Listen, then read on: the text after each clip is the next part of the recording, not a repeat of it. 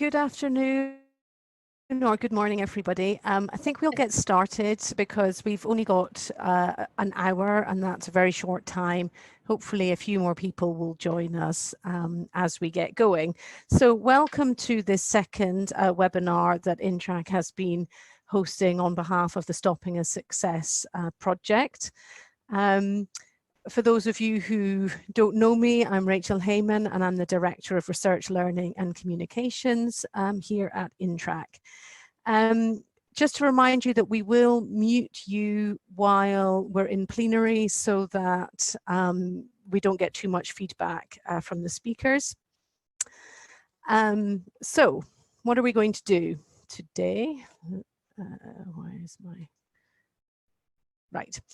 So the program for today, just to explain the format, obviously we had the first webinar last week, and I don't know for sure if everybody who's in the room now joined that webinar last week, but I think most of you did. So we're just going to start with a quick recap of what we covered in the first webinar last week, just to refresh you, and in case there is anybody new who didn't manage to attend last week. We're going to do a quick poll that gives us, get a little bit experimental with our interactive webinar, and break the group up into some small discussion groups. This will allow you to have a chance to brainstorm a little bit with other people and essentially do what we would do in a face-to-face workshop when we tell you to turn around and have a buzz with your neighbour.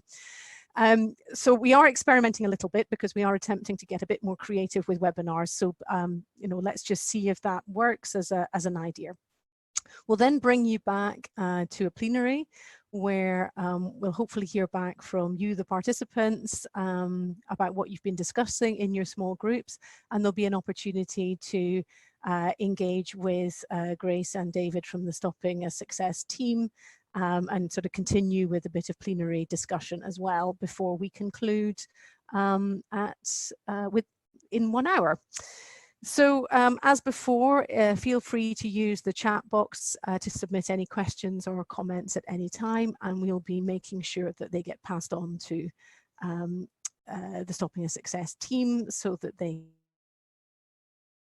can respond to them in due course.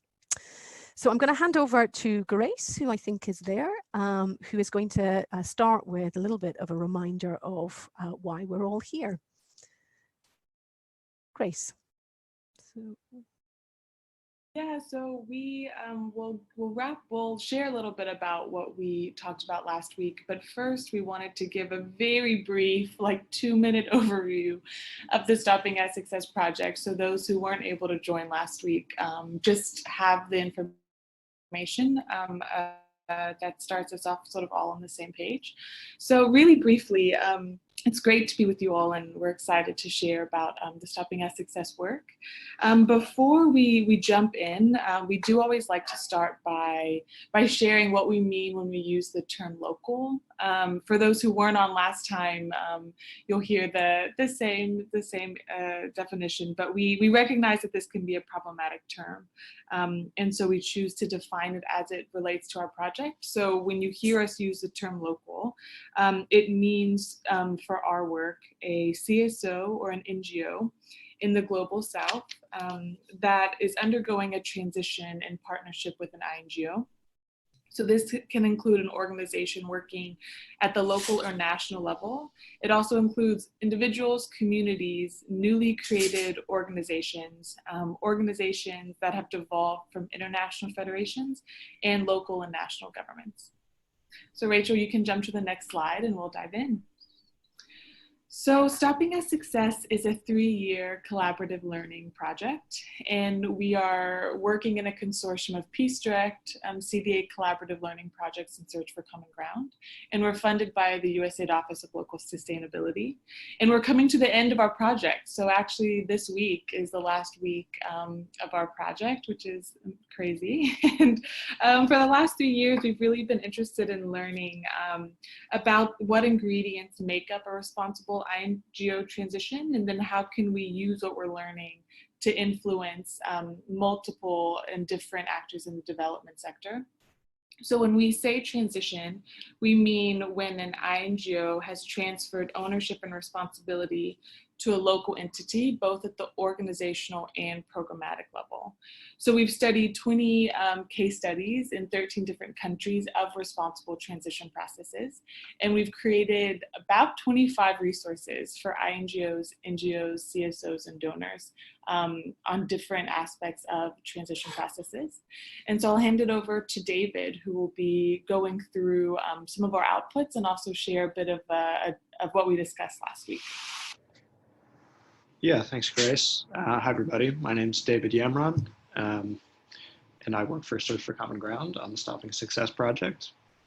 So Grace mentioned the 20 case studies just now, and those serve as sort of the raw research material for the rest of the project.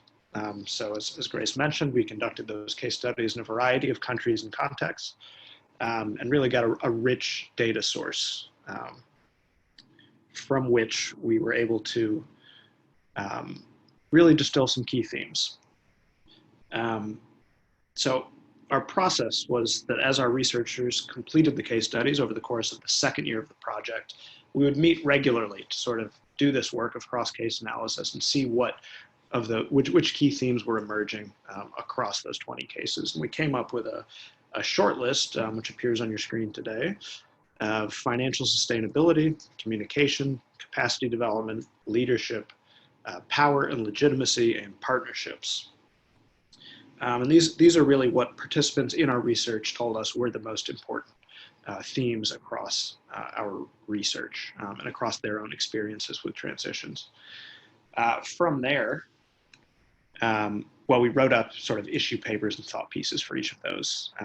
And then from there produced a set of tools and practical guidelines, which are really much shorter documents which distill all of that work previously into an attempted easily digestible and hopefully useful practical guidelines for practitioners and staff members in INGOs, in donors, and in local organizations. So last week, Grace and I went through 4 of those key themes. We talked about financial sustainability, we talked about communication, partnerships, and capacity development, right, Grace? Right. Right. So this week, what we really wanted to do was exactly, right, we'll go to the next step and talk about the tools that emerge from those 4 themes. So really, with that output description, just wanted to provide a little bit of context for what happens next, which will be small group discussions focused on some of those tools that emerge directly from the themes we spoke about last week. So those 4 tools are on the slide that you see right now. For financial sustainability, we have a short 5-6 page document, the practical guidelines for financial sustainability, which is aimed at really quick hit recommendations for INGOs, for donors, and for local organizations, distilling all that work into a much shorter document, as well as a more focused look at how to access unrestricted funding for local organizations. For capacity development and leadership, there's one tool, that's the guidelines for joint learning. Grace, do you mind talking about that a little bit? Yeah. So this is really where we're interested in looking and pulling out examples from our case studies where local organizations and actors developed the capacity of INGOs. So we recognize that capacity is a two-way street and isn't limited to just instances where INGOs develop local entities, but often it goes both ways. And so we've developed a guidelines tool on where we've seen that as examples for how this can play out, but then also guidelines for more intentional joint learning within INGO and local partnerships. Great, and then we have, for that key theme of partnerships, we have a practical guidelines document, which is really aimed at INGOs and local organizations, how to build strong partnerships how to manage power imbalances, and how to work together to ensure a responsible and sustainable transition.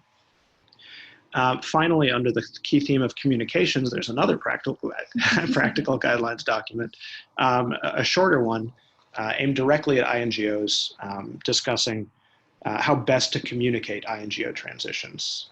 In thinking again about in a responsible partnership between a local organization and an INGO, how do you communicate in a way that it is respectful, responsible, and ultimately sustainable? So those are really broad overviews of these tools. I think what we're hoping is that in the small groups, we'll give a little bit of reading time and then some discussion time to look at each of them in more detail before we come back to the plenary. Can I hand it back to you, Rachel, I think?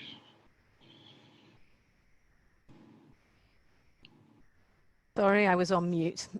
So thanks very much for the quick overview, and hopefully that's sort of enough to refresh the sort of thinking of people who have joined us for this second session.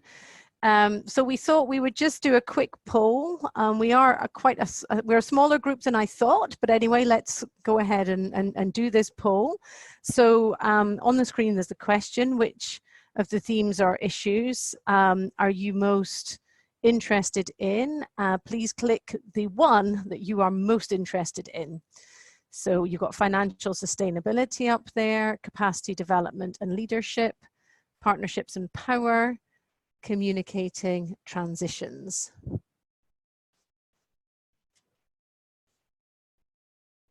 It just, the purpose of doing this poll is just to give you, everybody else that's in the room with you, a sense of where the interest of this particular group lies. So how many people have we had participate? 5, 9? I haven't. There's a few of us haven't because we're busy administering at the moment. Okay, do we think that's more or less everybody? Okay, so we're going to end the poll and we're going to just show the results. So can you can see the results on my screen, is that right? I'm hoping so. We can see them, sorry. You can see it, perfect, great. Okay, so what do we see? We can see that the biggest interest lies in the topic of partnerships and power, followed by financial sustainability, and then fewer of you finding yourself most interested in the capacity development and leadership and the communicating transitions topic. So, brilliant, thanks very much. We are now going to, right, if I do, can we get rid of this? Yeah. So now what we're going to do is attempt a little bit of a breakout discussion. So we're going to separate you into some small groups of 3 to 4. I think we're going to have 3 discussion groups. Is that right? Yeah, we're going to have 3 discussion groups. So very shortly, you will be moved into a breakout room. You've got about 20 minutes for a discussion with the other sort of 2 to 3 people who are in that room with you. You'll be able to see the names of the people in your group, as you can now with participants, and you'll be able to use the chat function, but you won't be able to see this shared slide at the moment. We are going to perhaps jump into your rooms and share with you a Google Doc with the key questions. But basically, it's quite straightforward what we want you to do. Just decide between you which of the topic areas you're particularly interested in to have a chat around. We're hoping that you've had a chance to have a look at some of the resources so that you can actually start to bring in your own reflections and your experience. Please select a rapporteur. So can you select one of you who is willing to share back a few thoughts from the group into the main room? And then please essentially discuss, did you have a look at the tools that were provided by Stopping a Success on the topic that you're discussing? How did they relate to your experiences with transition? What do you find useful about the tool? And is there anything that you think is missing in particular? So, and then what we'd like you to do is to be prepared to share back with us in plenary one tip or a recommendation or a burning question that's come out of your discussion. So essentially doing what we might do in a workshop where we put you all into a little buzz group, have a chat, discuss your experiences and your reflections, and then bring it back into the plenary. And hopefully we will have a good time to have a bit of an exchange after that discussion. So after, just to say sort of after, when there's 1 minute to go, we are going to, you will see a message come up on your screen that says the room is about to close and you're about to be moved back to plenary or something to that effect. And that gives you a 1 minute warning. So that's the chance to really wrap things up, make sure you know what you're going to share back, and then you will be returned into the main plenary room. If you're struggling or you need any help, there is a little help button that you can press to send us a message, and we'll come and attempt to rescue you. Okay, so hope you enjoy your little short discussions, and we look forward to hearing what you have to say. Yes.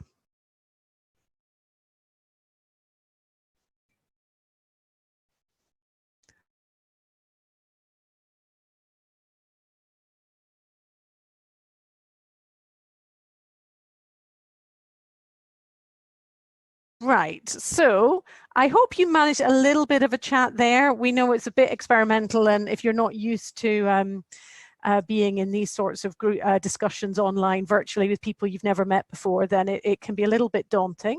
But hopefully you managed to have enough of a bit of a discussion so that you could you know, have a chance to delve a little bit and just exchange with each other.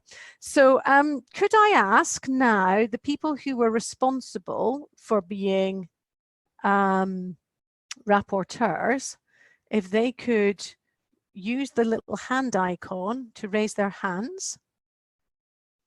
So Ian's done that. Who were the rapporteurs from the other rooms? Did anybody actually get around to being a rapporteur? Oh, yeah, we've got Alex. And who would be who's the third one?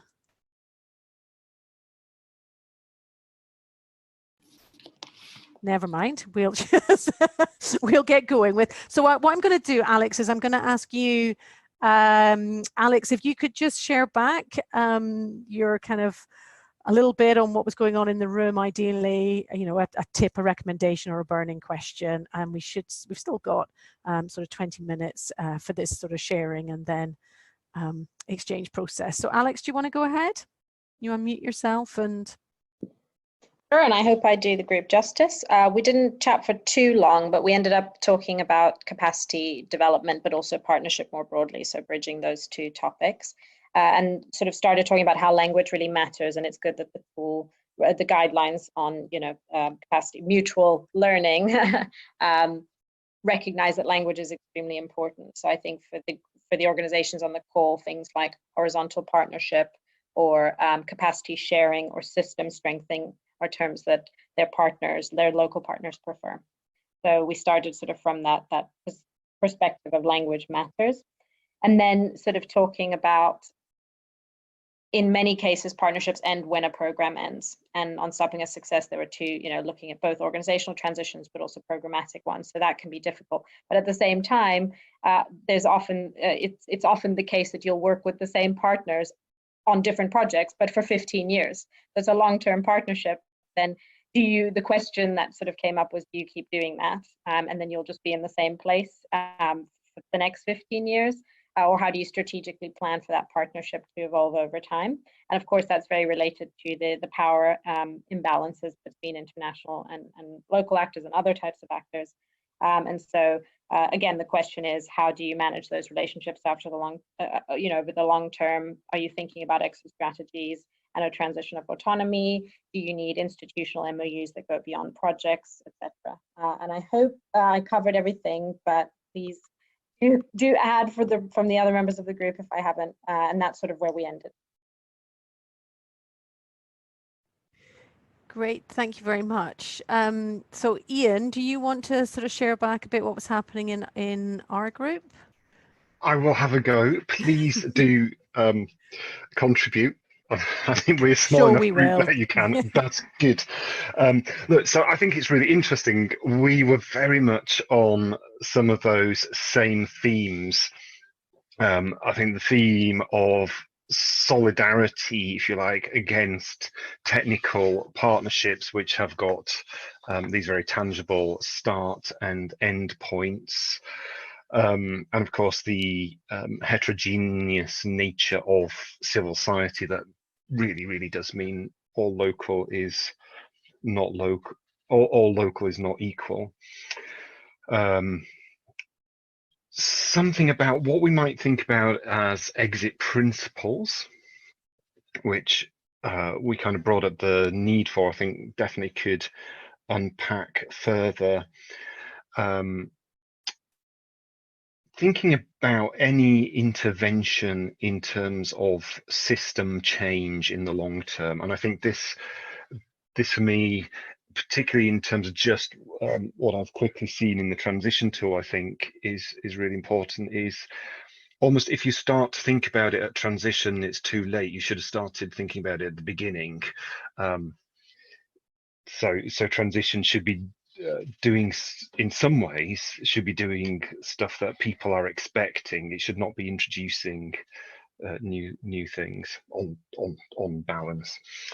And that means things like, what's the role of the non-locals in terms of convening, networking, bringing, using connections, using technical expertise. How can you be a good inverted commas partner in between, say, the ability to make grants or sub grants? Sorry, this is very much a stream of consciousness because we got all these different ideas.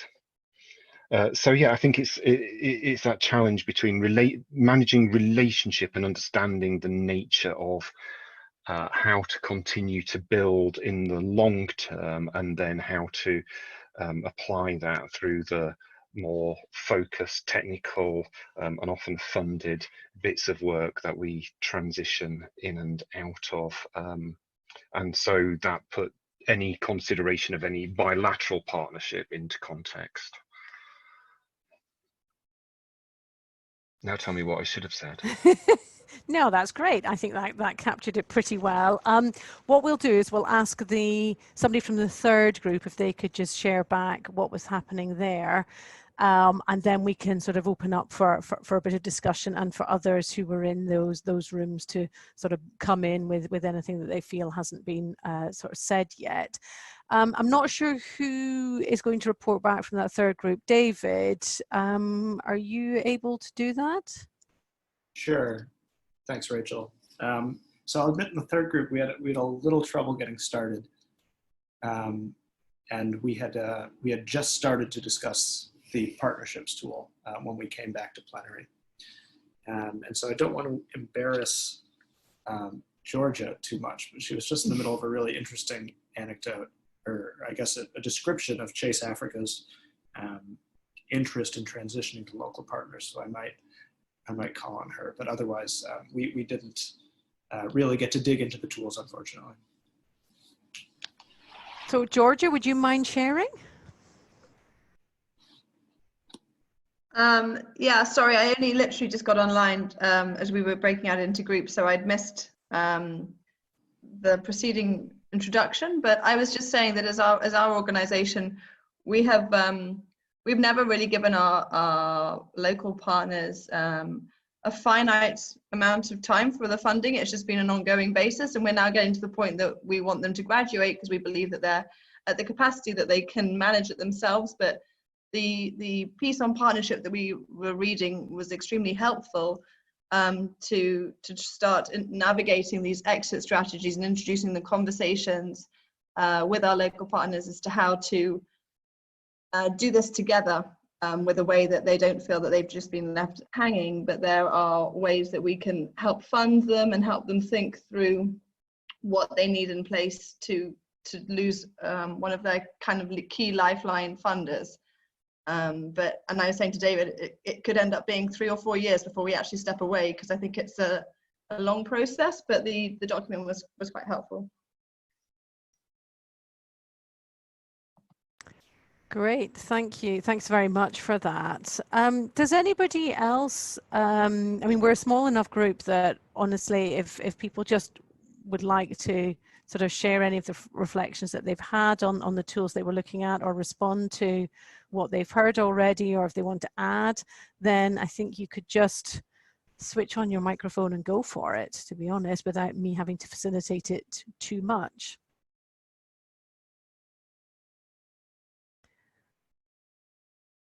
Grace, Yeah. is it? So who's that? Who's speaking? Birgit, please go ahead. Actually, I had been reading mostly the one on access to unrestricted funding as preparation for this meeting, and I think it's really, really interesting. And what we sort of see from at least Scandinavian donors is very much an emphasis on this. And we talk about sort of unrestricted funding or core support, etc., etc.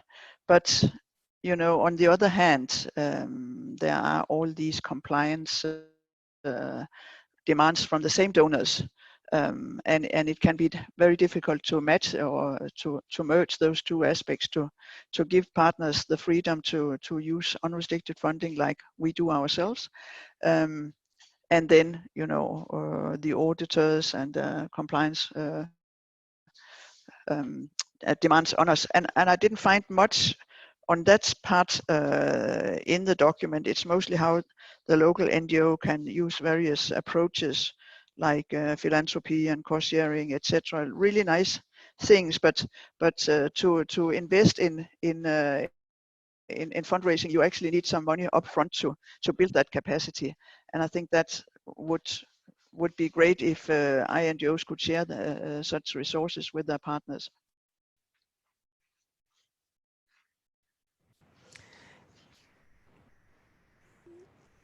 Yeah, thank you for sharing that. This is Grace, and I helped put that tool together. And I was reflecting with my group earlier that I'm always so grateful when we chat to different people, because I feel like I always learn something new, right? I always see areas where we could have adapted or gone a different route, or just added more information to something specifically. And so I'm grateful for that insight. I think we talk about that, I know, in the practical guidelines piece, but it doesn't come through in the how-to guide. So it's yeah, great to get that feedback. Thank you. Helen, did you want to come in? Are you there? I see your microphone's on, so I'm wondering if you wanted to come in. No, maybe not. Okay. I would just like to pick up on that point that Birgit just raised there, because I think it's true that the tools don't, you know, there is quite a lot of focus on these sort of success stories and the local dimension, but what Birgit was raising there is the whole challenge that exists within the funding system. And I think that loops back, in my opinion, to a point that Ian was making at the start of our discussion group, but that Rick was also making in the webinar last week, which is around, you know, we know this, you know, this good practice has been around, and you know, there's lots that I see in the tools that I feel is good practice that I've seen before as well. But so one of the bigger questions is, well, why are we not shifting? Why is the system not changing? Why are we not able to convince our donors and our publics that we, you know, INGOs need to be working in this sort of way? They need to be working in a way that facilitates good transition, that facilitates equitable partnerships, and that facilitates the sort of the changing in the power dynamics. So are we not doing enough, maybe, to really push, really push the donor side of the equation? I don't know. I sort of feel we're probably trying to do it, but maybe we're not doing it enough. And I don't know to what extent that came through in this particular project.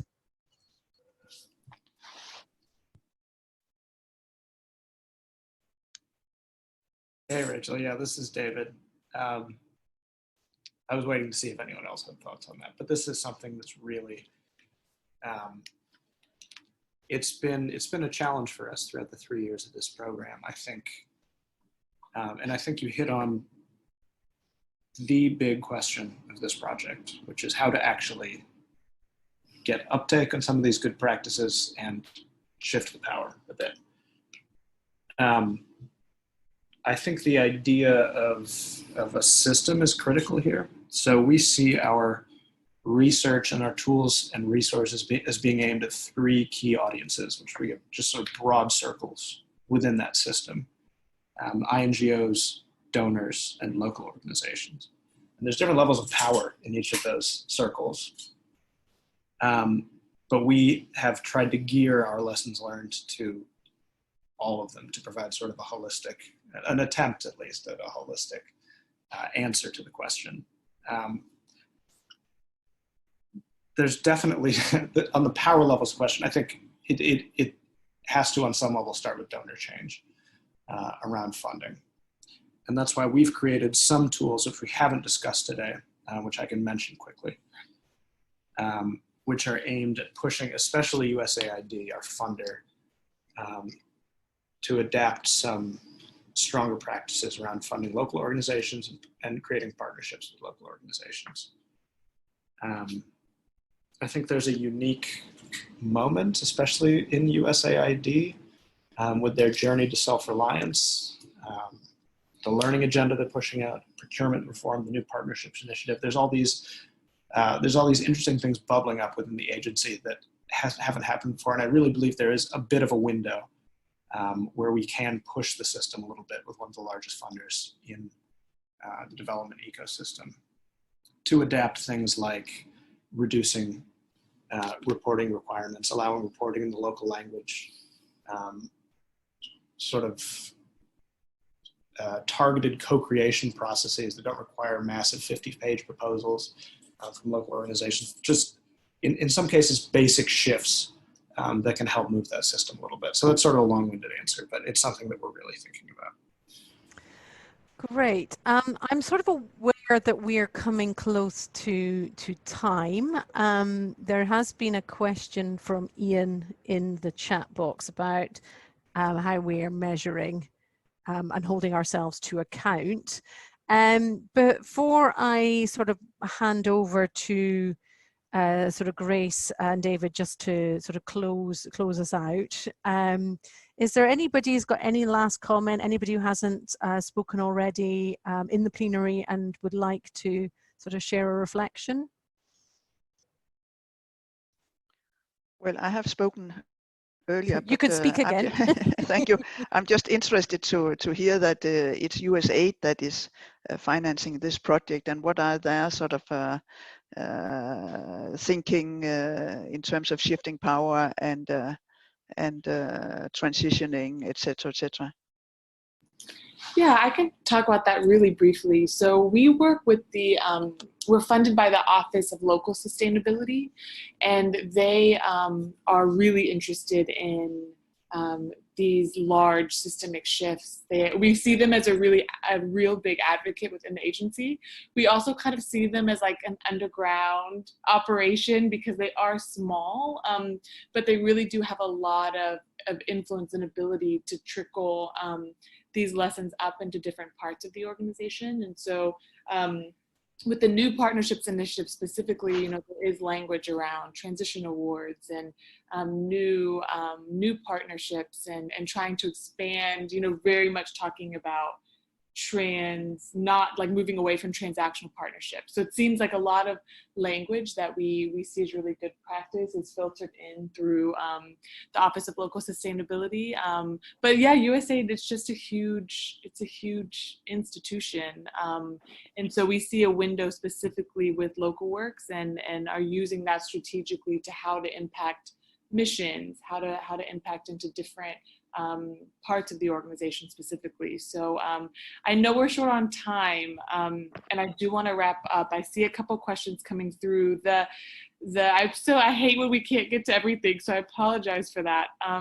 We do have our emails up on the screen, our website up on the screen. Please reach out to us directly.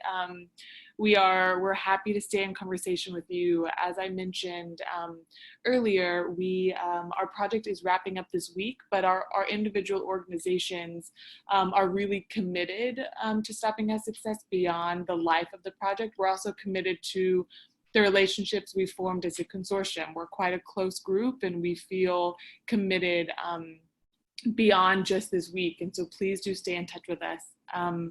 And we wanted to wrap up. We got a question last week about our project is coming to an end. So we were challenged to think about and share our own transition process and how this work continues. And so, as I've said, our individual organizations, our consortium is bonded and committed to sharing and staying true to responsible transition processes, but also we really take it to you all to use these lessons as they make sense for you in your work. Explore our resources and case studies that are up on our website. And please do stay in touch with us. We hope to build a community of people that are in touch and excited about responsible transitions and continue learning together. So thank you. Thanks for joining us, and thanks as always for sharing. Teaching us probably more than we taught you. So thank you. Thank you very much, Grace. And certainly it's been a real pleasure on our part to sort of host these two webinars. I hope that those of you who have joined either last week or this week and have managed to engage in the meantime have sort of felt like you've kind of learned something new or gained some new examples that you can use within your work. And I hope that you can sort of help to take forward some of these good practices and continue to share them. So I really encourage you to carry on doing that. Thanks very much to all of you for participating in this, participating in our breakout group experiment, which may or may not have worked brilliantly, but I think it does allow for a little more interaction between people. So please do, as Grace and David say, please stay in touch, and we look forward to continuing this work into the future. Great. Yeah, thank you so much, Rachel, and thank you so much to INTRAC for being such wonderful partners throughout all of SAS, but also specifically with these webinars. We really appreciate it. Rachel. Thank you. You're welcome. Thank you. Great. Thanks, everyone. Bye. Bye.